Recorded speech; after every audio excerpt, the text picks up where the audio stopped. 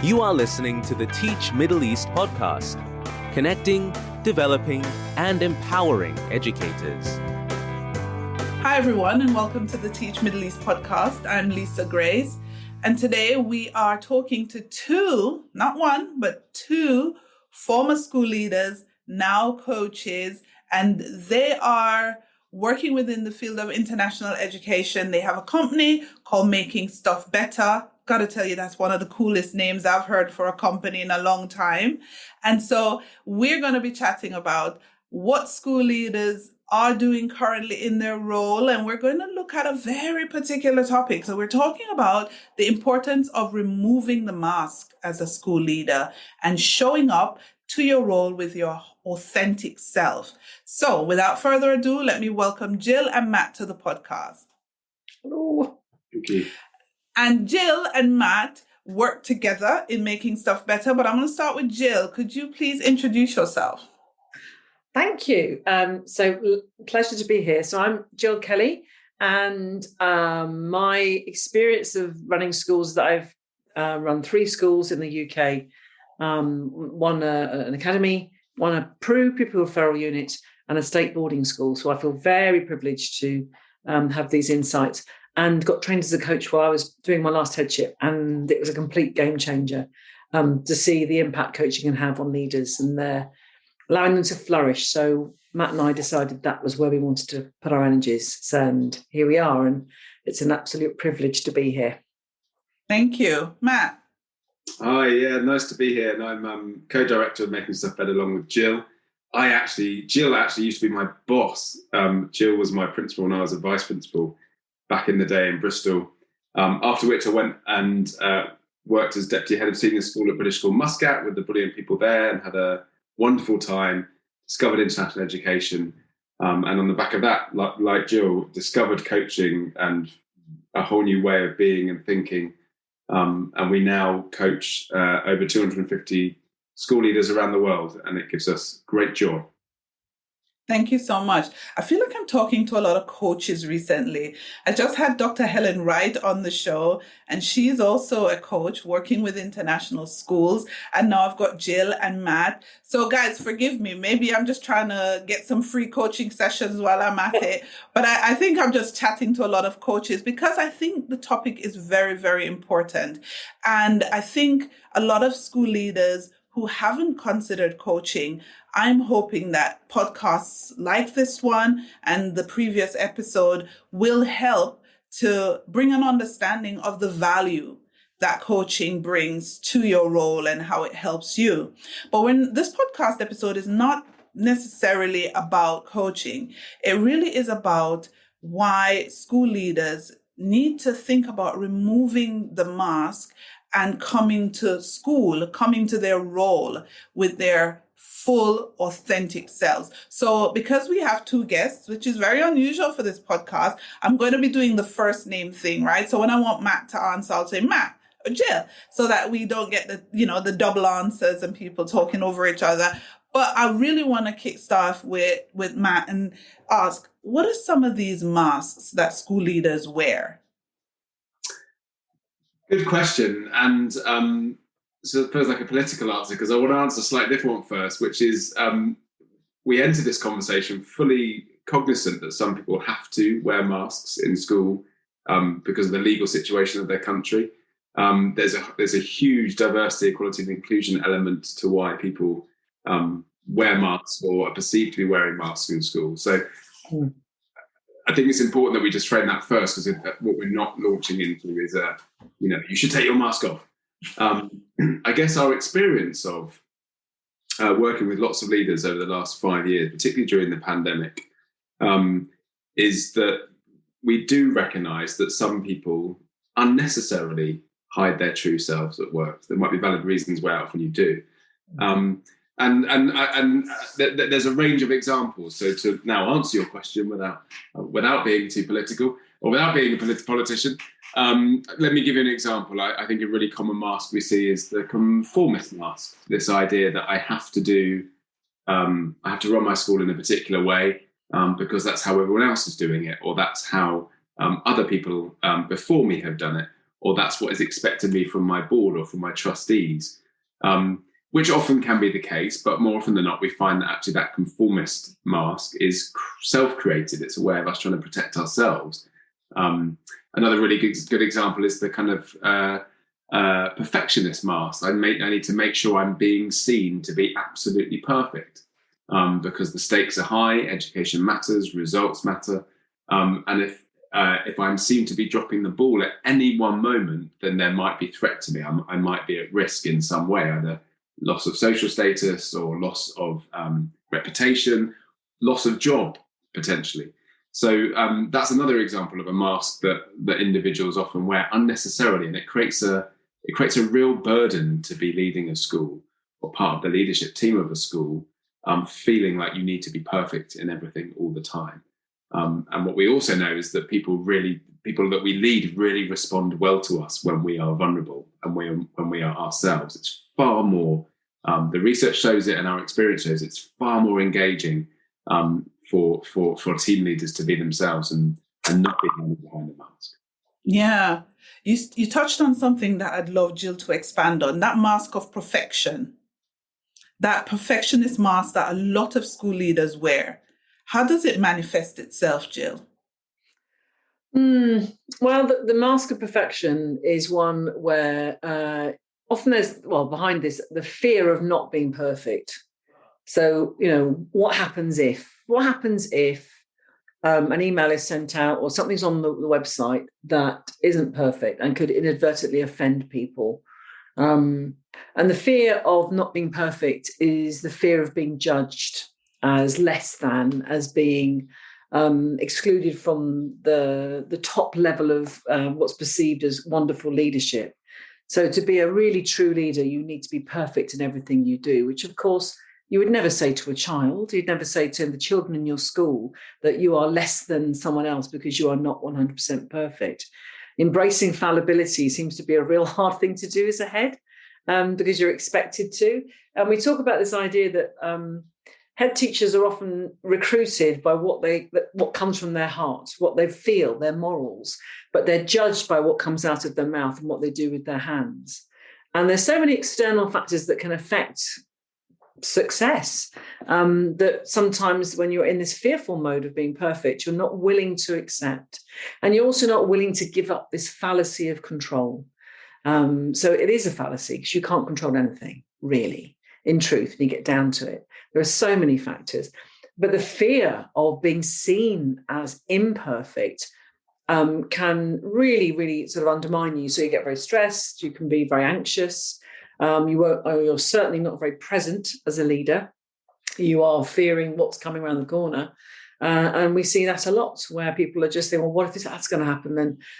And that fear then leads them to be less productive and, frankly, don't enjoy their jobs as much. So it's not a helpful voice saying you must be perfect. Yeah, no, you're right. You're right. And Matt, you've been in this region. And I think the pressure for perfection and the mask wearing, I think it's heightened a little bit more in the Middle East region. Why do you think that is? Or do you even agree that it is heightened in this region a little bit more than, say, back in the UK? Well, I mean, that's a good question. I certainly think there's a distinction, and I don't know if this is a geographical one or an economic one, but I guess my observation of it is there is a distinction between many of the schools in the Middle East and beyond that are, as international schools are by default fee paying, and maybe a UK state school. And there's a sense, there's a productization of education that inevitably has to happen in a fee-paying school where you're competing for parents who are spending money. And therefore there's a requirement, and this isn't a criticism at all, it's a necessary part of an open market. There's a requirement for schools to appear polished. You know, you can criticize on this podcast, right? just throwing that out there. Many of our clients are the schools that I'm talking about. So I say it with huge compassion and understanding for the situation they're in. So I absolutely, I mean, it's not a criticism, it's an observation of the challenge of leading a private international school is you're you've got to be really commercially astute. And part of that is thinking about the marketing and the image that you're presenting to the world, which is very different to, for example, where I am in the Highlands of Scotland. There is one local secondary school, and the kids go to it, and there is literally no private schools where I am. So there is no competition if you're running the school just 15 miles down the road from here. So I think there is a culture of perfectionism. Is it unique to the Middle East? Potentially. I think there's, my experience of Oman is enormously tidy. Keeping face is really important. There's a real kind of elegant presentation of self and of what you do in that part of the world. But do we not find that in Singapore or China or South Korea? There's many other schools we work with. I think we find it everywhere. So it could be an international schools thing, yeah? It could be. I would argue that it's part and parcel of being a human being first, but it might be extenuated slightly within particular educational settings. Okay. I know I'm kind of playing advocate a little bit, but I really want to pull out a few things. And the reason is, in this region, because education is so productized, as you rightly said, school leaders really do have to present themselves in a certain way. But I think we might be misjudging the parent market by doing that. Because what do parents really want? Do they want a school leader who is not authentic and who is not showing up as who they really are? Or are people now demanding real? Has time shifted, Jill? Don't people want more real? What do you think? Well, I think the first thing is that if you aren't being authentic, people will see through that. So being yourself, kind of with all its fallibilities and beautiful imperfections, will actually be far more endearing and far more ability to be able to connect with other human beings than someone who puts up this facade of being all perfect and all knowing. Has it shifted in terms of the desire for parents to have someone that's more themselves? Potentially. I think that, again, not to generalize too much, having worked in different types of schools myself, I think there are certain parts of the parent body, depending on the types of schools you go for, who might expect certain traditions, might accept certain principles, might expect routines or the way that a head behaves. And it's often linked back to their own experience of school. And if they don't feel that they're getting that, then that can be a problem. And when that emerges, it is actually the authentic head that can facilitate or help parents understand where they're coming from, and to be able to stand by their own principles and say, this is who I am and this is how I'm going to run the school. So to answer your question, there'll always be some parents, I think, that they're products of their own upbringing. They're products, everyone is, isn't it? So they're products of their own experience, so they'll expect it. The trick for the school leader is to be themselves, whilst at the same time holding the standards that the parents want in the school. So that's the thing that kind of needs to get across. And of course that can be done, because when you bring yourself to work, that shines through. And you're never going to please everyone. That's the important thing. You're never going to get 100% of everyone going with you. Yeah, I'm thinking of myself. I'm a parent. My boys are in an British international school here in Abu Dhabi. Not the British international school, by the way, because there is a school with that name, but they are in a British international school here in Abu Dhabi. And if the school leader is more, this is personal though to me, if the school leader is more human, more approachable, if they're more vulnerable, if they're more conversational, I like that more than a very stiff upper lip, prim and proper. You don't know where they're going or coming because they're moving so sort of stiffly. I don't like that. And all my friends who have kids that I know always comment on things like that. They're like, oh, that principal is really, really very prim. I can't even approach, or they feel intimidated to approach, even though they're fee paying. And I think the appetite is changing. I think people want to be able to connect a little bit better with the people who are leading the schools where their children attend. But having said that, though, what does it look like when the school leader comes with their full authentic self to school? What does that look like? What do we mean when we say that, Matt? I think what we mean is it depends, because everybody's different. So what it means for one person might be very different to what it means for another school leader. I suppose what we mean for the organisation is our experience shows you just get this kind of net benefit because it's permission giving. So if you've got a leader or leaders, if your senior leadership team have got that ability to be themselves, which isn't at odds with being professional. I think that's sometimes the myth that we tell ourselves. I can't be myself. I need to be more professional. I think there's space for both. Then if the people running the school have that, then it just ripples down and goes throughout the organisation, and ultimately that creates a far more engaging and engaged place to work than when everyone's kind of second guessing what their leaders might be thinking and where they might go next, because they don't quite, and this is the most important part of it, they don't quite trust them. And I think Jill's point's a really good one. We see through it when someone's not being themselves, or not being and what do we really mean by that? What we normally mean by that is when someone's not taking actions that are in line with their values. That's what we mean when we say being ourselves. So if someone's actions and words line up with what they value, then we really like that. And that's what builds trust. And if you've got trust, then there's almost no limit to what you can do in your school. If you don't have trust, you've got a real problem. Yeah, I do agree with you, especially with the trust part.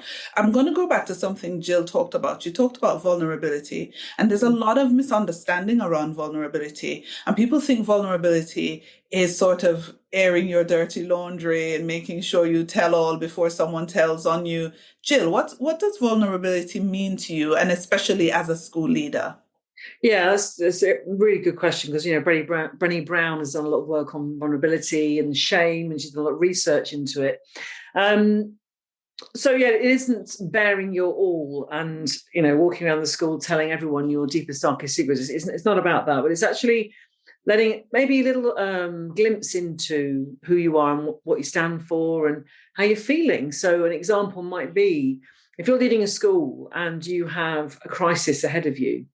As many leaders, of course, either still are emerging or currently in the crisis of the pandemic. You could have something that's coming up that could be quite tricky. So to be a stoic, stiff upper lip leader doesn't allow that space for others to express that actually might be a little bit nervous. There might be a bit of trepidation.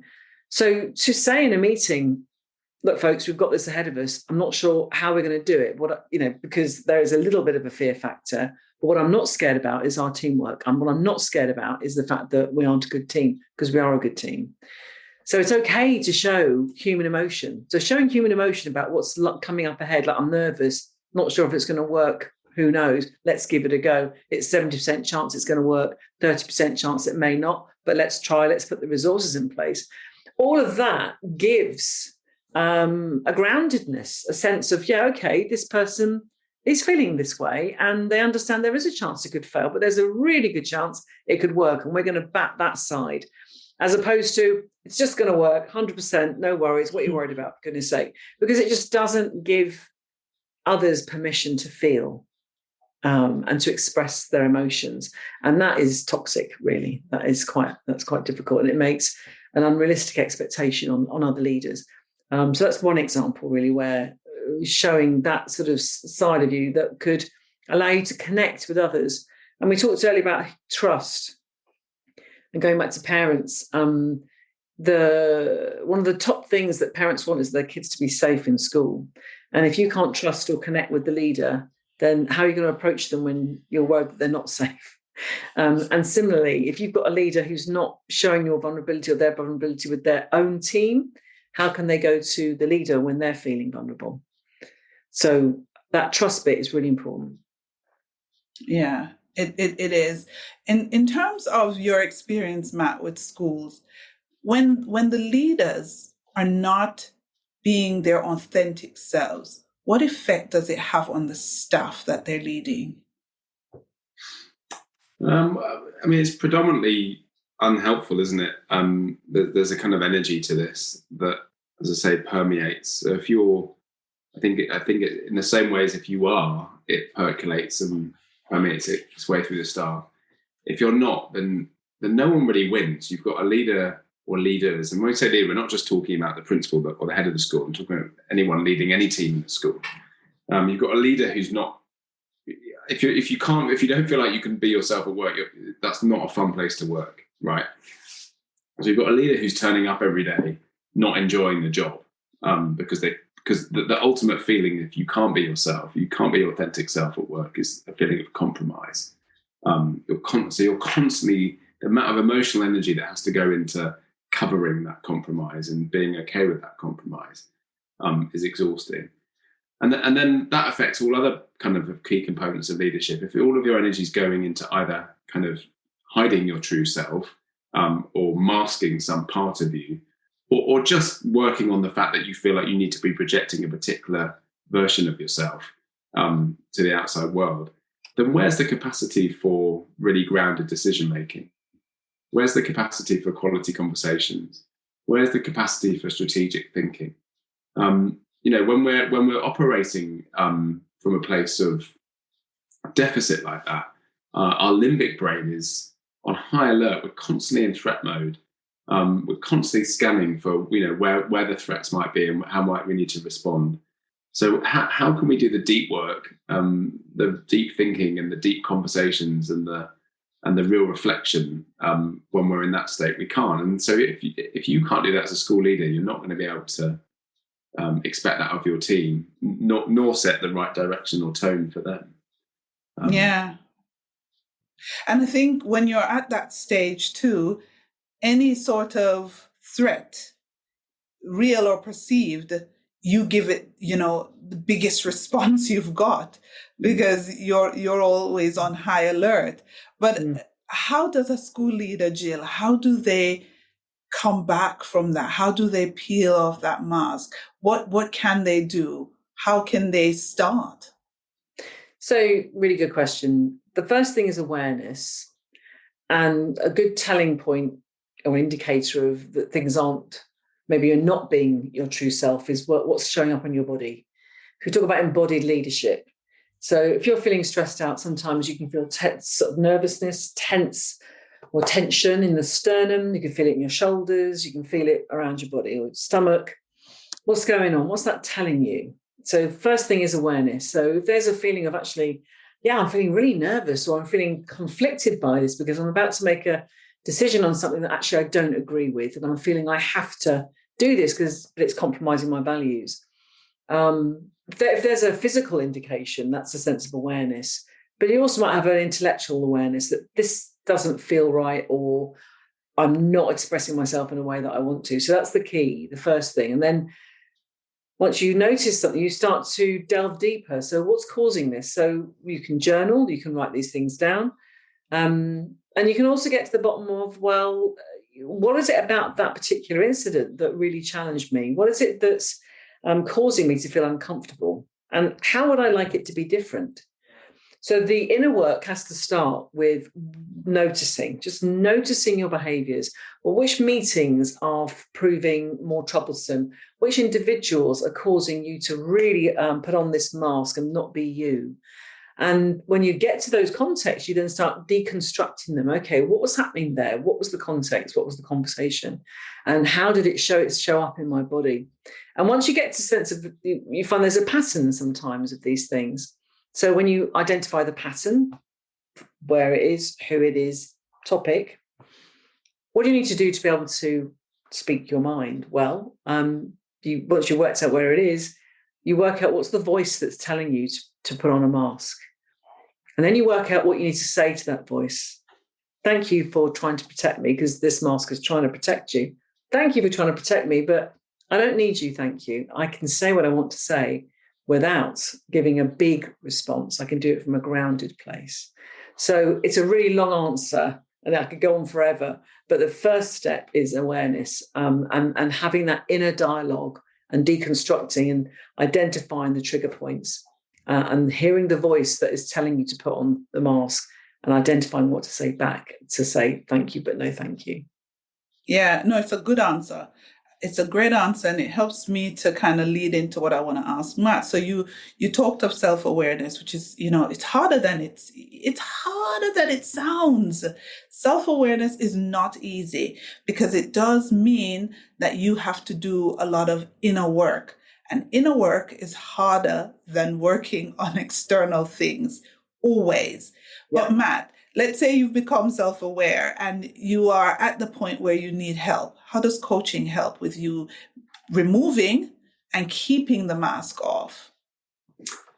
I mean, in many ways, and I think coaching often is the beginning of the process to self-awareness rather than coming partway through or once you've achieved it, because coaching is ultimately a kind of powerful conversation in which someone reflects back to you what they're hearing and what they're seeing of you, and creates the space for you to start to think differently. And sometimes coaching can be, coaching is fraught with kind of misunderstandings and different perspectives on it. I think that good coaching, because there is bad coaching, good coaching is challenging. We encourage our coaches to really push people. This is a powerful conversation that should result in change for the participant.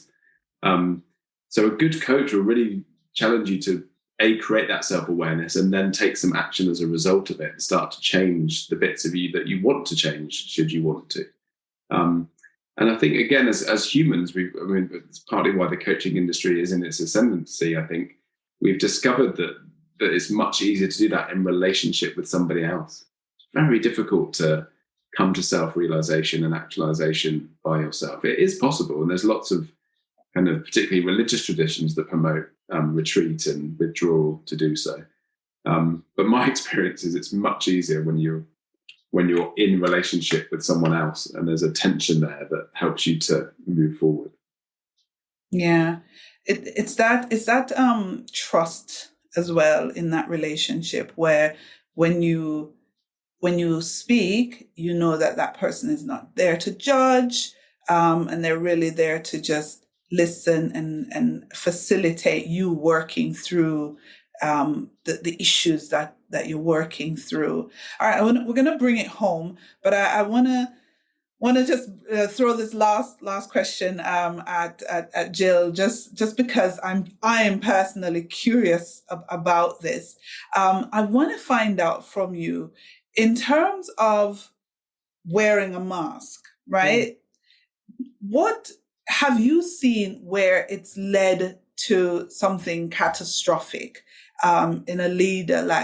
Because I'm just thinking, if you carry on for a really long time, not being who you are truly, what could the end result of that be? Well, it can be on a sort of simple level, very unfulfilling life, and a very small life that does not allow the full range of a human being to flourish, because you're just putting yourself in a box. And the way that manifests itself, nervous breakdowns, sickness, illness, we get too dramatic, but heart attacks. I had a friend who had a stroke, and he was in a particularly difficult position, a head teacher in a school. And he remembers picking up the phone to speak to somebody in his office, and he called the phone Nigel, which sounds funny, but he couldn't say the word phone because he was having a stroke. And he puts it down to having his values compromised and him having to put on this mask day in, day out to fulfill the agenda of a government, as opposed to fulfill his agenda of helping children. And he recovered and has done very well. Didn't go back to headship. But that's a very extreme example. However, he does put it down to not being true to himself.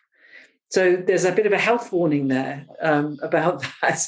And yeah, I can think of times myself when I've been ahead and I've had to play the game, I suppose is that the phrase, or put on a mask, and it hasn't made me feel good. And so being able to be yourself is a gift. And it's almost like I was told once, being truly yourself is like being given the gift of a newborn baby. And why would you give that away to someone, for someone else to just deal with? You'd hold that newborn baby to yourself and cherish it. So cherishing who you are is as important as looking after a newborn baby. And that really stayed with me, because why do we just as leaders let that go when it's actually who we are? Yeah. Such a brilliant place to end the pod. I like it. You guys wrote a book. Fancy that. So you wrote a book. What is the book? What is it about, Matt? The book is called Principled, A Guide to Being Yourself as a School Leader.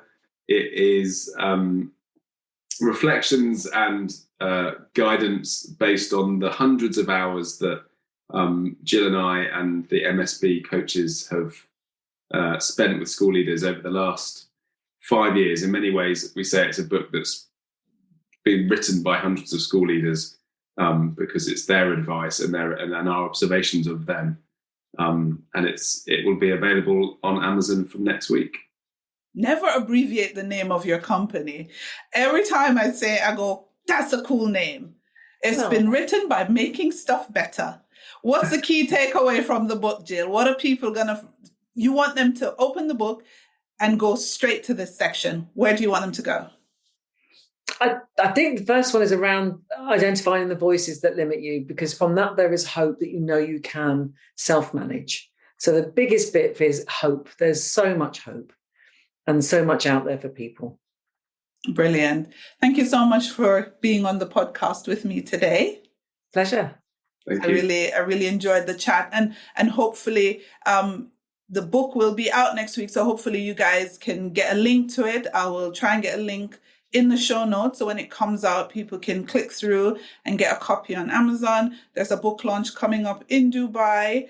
Of course, it's invite only, but if you're on the list, it's a great list to be on, and we'll be getting in touch about that. So thank you so much again for being on the pod. It's been really good.